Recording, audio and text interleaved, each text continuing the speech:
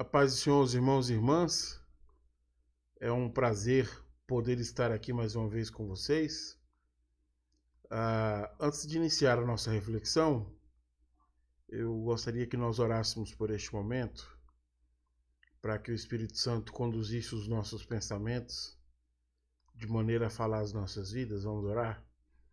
Senhor, nós te agradecemos pela oportunidade que temos de estar reunidos para podermos refletir agora na tua palavra.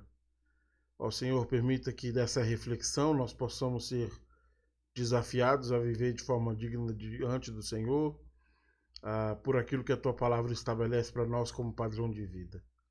É por isso que nós oramos e te pedimos em nome de Jesus. Amém.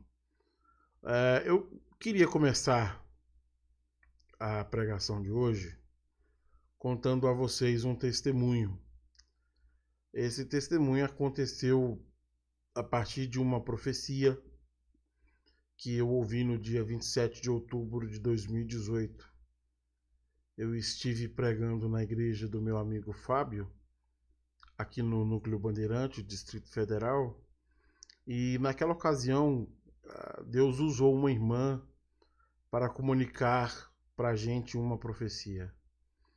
Naquela profecia, Deus nos falava sobre um livramento que Ele estava nos dando de um acidente de carro no qual nós nos envolveríamos. Alguns dias se passaram, veja que essa profecia foi no dia 27 de outubro.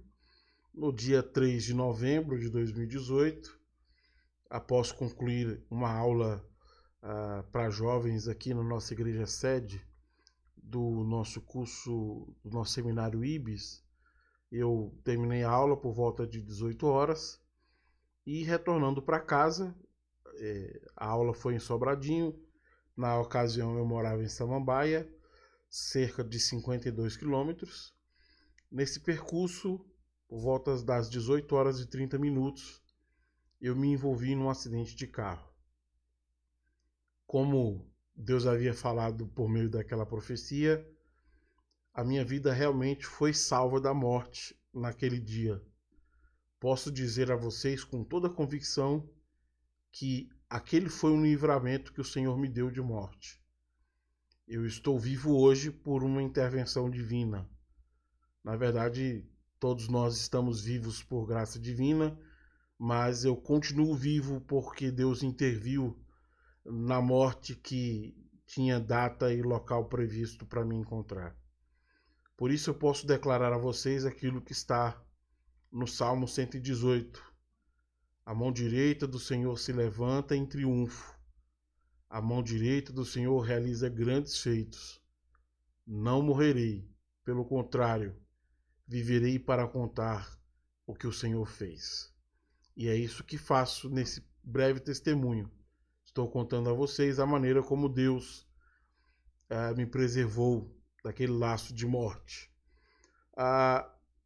Tendo participado dessa situação, eu, quando terminei todo aquele imbróglio do qual o acidente causou, eu estava retornando para casa, agradecido a Deus pelo livramento, e eu preciso repetir, eu reconheço que se não fosse Deus eu não estaria vivo. Ele é o doador da vida e Ele decidiu me livrar naquele momento da morte. Mas enquanto eu caminhava para casa, no dia do acidente, eu comecei a refletir sobre aquele acontecimento e cheguei a uma difícil constatação. Do jeito que eu estava vivendo a minha vida, eu deveria ter morrido no dia 3 de novembro de 2018. Se não fosse Deus, aquele seria o meu último dia de vida. Se a intervenção divina não tivesse se manifestado, eu já estaria morto. Eu estou vivo porque aquele que me deu a vida ainda não a requereu para si. Por causa disso, me resta algum tempo a viver e eu sou muito agradecido a Deus por conta disso. Já que eu tenho algum tempo de vida, eu gostaria muito de aproveitar ao máximo esse tempo que Deus tem me concedido. Pensando nesse tempo extra que Deus me deu de vida, eu gostaria de refletir com você com um texto bíblico que vai nos falar exatamente sobre a dimensão da vida e da morte. Nós não sabemos quando a morte vai chegar, mas ela é uma realidade iminente. Eu lhe contei esse testemunho para tentar lhe dizer isso. Nós não sabemos como e quando, mas ela vai chegar. E antes que ela chegue, nós precisamos estar, então, atentos ao que a Bíblia nos diz sobre viver a vida.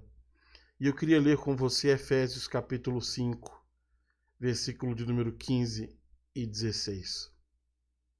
Portanto, sejam cuidadosos em seu modo de vida. Não vivam como insensatos, mas como sábios. Aproveitem ao máximo todas as oportunidades nestes dias maus. Eu repito, portanto, sejam cuidadosos em seu modo de vida. Não vivam como insensatos, mas como sábios. Aproveitem ao máximo todas as oportunidades nesses dias maus. Como alguém que já esteve muito próximo da morte, eu gostaria de compartilhar com vocês algumas considerações importantes sobre saber desfrutar a vida, tendo em consideração que nós vivemos dias maus e precisamos aproveitar a vida mesmo estando em dias maus, mesmo passando por problemas. Nós não podemos viver de forma insensata. Nós temos um tempo de vida e é sobre esse tempo que eu queria refletir com você.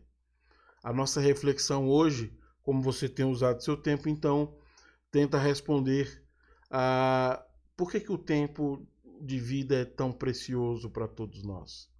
Para mim, para você que me escuta, por que o tempo é algo tão precioso? Eu queria lhe indicar 4 motivos por que o tempo é precioso.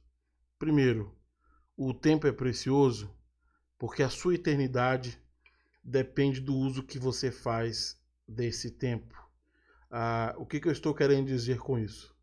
Estou querendo dizer que se você faz bom uso do seu tempo em vida, seguindo a Deus, temendo a Deus, amando a Deus, você terá a oportunidade de escapar da infelicidade eterna para o qual todos aqueles que são conduzidos pelo pecado viverão.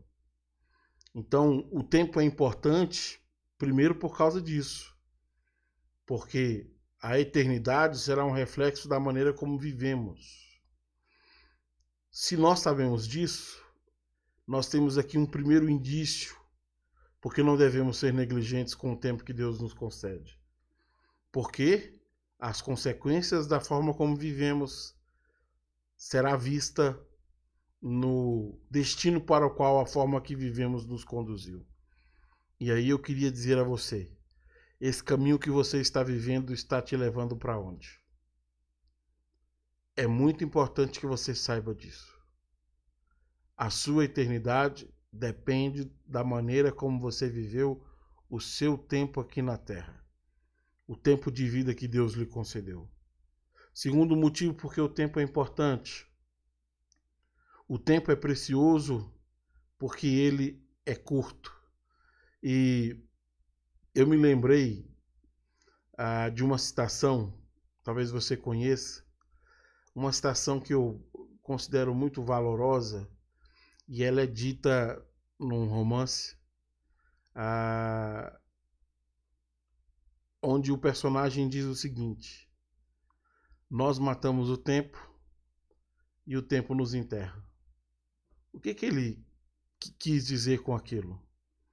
Ele quis dizer que o tempo é muito curto e se nós o matarmos, ele não volta, ele não recupera, ele não retorna.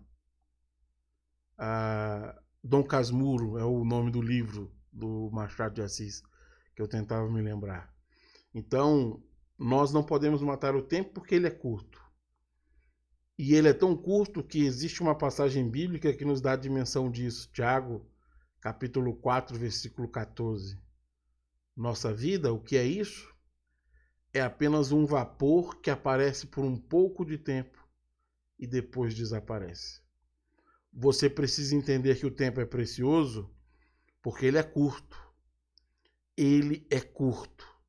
Como diz o texto bíblico, é um vapor que surge por um tempo e desaparece logo em seguida. Terceiro motivo, porque nós temos que ter o tempo como algo precioso, porque nós não sabemos se ele vai continuar amanhã. Hoje, você não consegue ter dimensão de quanto tempo lhe resta de vida. Nós sabemos que o tempo é curto, mas não sabemos o quanto ele é curto. Não sabemos quanto dele ainda nos resta. Se nos resta um dia, uma semana, um mês, um ano. Estamos todos os dias com essa incerteza. Só temos o tempo de hoje. Ninguém consegue adicionar sequer um dia à sua existência. Pastor Jeremias Pereira costuma dizer: estamos todos na fila invisível da morte e não sabemos o número da nossa senha. Por isso que o tempo é algo tão importante. Por quê? Porque nós não sabemos quanto dele ainda temos. Mas o tempo que temos hoje é o que temos para viver e é o que temos para fazer. Por isso que ele é precioso. É o tempo de hoje, agora, que Deus tem nos dado para viver. O quarto motivo porque o tempo é algo tão precioso é porque quando o tempo é passado, ele não pode ser recuperado. Se você fizer um negócio e depois achar que aquele negócio não lhe agradou, talvez você consiga até cancelar uma negociação. Mas não é assim em relação ao tempo. Se você viver mal a sua juventude, você não vai poder chegar na velhice e dizer, bom, serei jovem outra vez e farei agora a vida de uma maneira diferente. Quando o tempo se foi, ele não volta mais. O tempo passado não volta atrás, nem mesmo o tempo perdido. Aquele que você não deu valor e se foi. O que nos resta é aproveitar o tempo que nos falta. Então é muito importante entender que esse tempo que se passa, ele não é recuperado. Os seus filhos nunca mais serão crianças, nunca mais serão adolescentes, nunca mais serão jovens. A sua mãe e o seu pai nem sempre estarão com você. São coisas que nós precisamos dimensionar, que são tempos da vida. E esses tempos não voltam mais. Eles precisam ser valorados enquanto existem.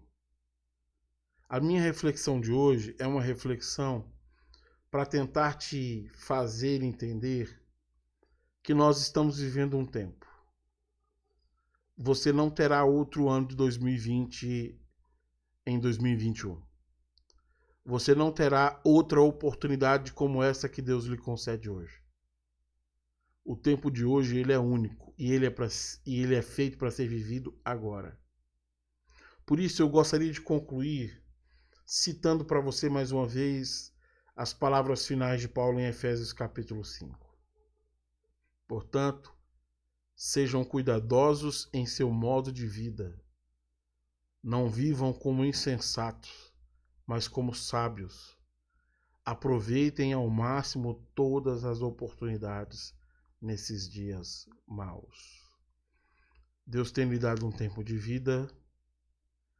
Deus tem lhe dado o tempo hoje. Não aguarde por um tempo que você não sabe se vai chegar. Desfrute da vida que Deus lhe deu hoje, mas não desfrute como insensato. Saiba que de tudo que você fizer, Deus requererá de ti a forma como você viveu. Então, que opção nós temos? A opção de viver bem o dia de hoje. Porque Deus tem nos dado o dia de hoje. O pão nosso de cada dia é para hoje. Eu queria orar por você. Como você tem usado seu tempo?